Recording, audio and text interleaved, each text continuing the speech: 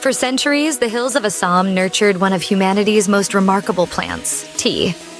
But the story you've been told about its discovery? It's a lie. The British East India Company didn't need to discover tea. A forged, distorted narrative they created. The indigenous people of Assam lived with it. They understood it. They developed sophisticated methods for its use long before any Europeans set foot on their soil. Before the British East India Company cast its greedy gaze toward Assam, this region was part of an ancient network called the Tea Horse Road. For over a millennium, it connected tea-producing regions across Assam, Burma, and Yunnan, with Tibet in a rich tapestry of trade and culture. The Singpho people perfected their traditional phailap, requiring precise knowledge of harvesting, roasting, drying, and aging tea in bamboo tubes. This wasn't wild tea, as the colonizers claimed. This was agriculture. Sophisticated, sustainable, perfect. When the British arrived in 1823, they didn't discover anything. They stole it. Even their supposed discovery came only through Maniram Dutta Barua, who led them to Singpho chief Besagam. The East India Company's contribution? Pure theft. What followed was systematic brutality.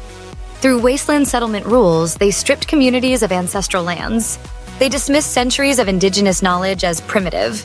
They declared occupied territory as waste, ready for exploitation. They imported thousands of indentured laborers, trapping them in deadly conditions.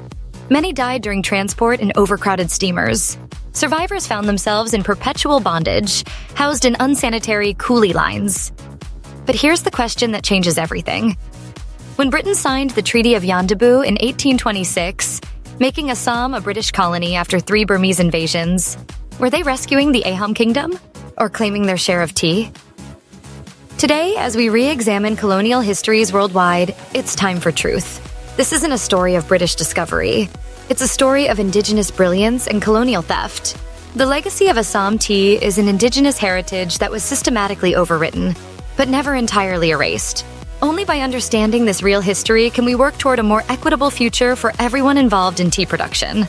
This story is shared by Professor Dr. Gautam Kumar Saikia from the forthcoming book about 200 years of history, to be published by the Department of Tea Husbandry and Technology at Assam Agricultural University.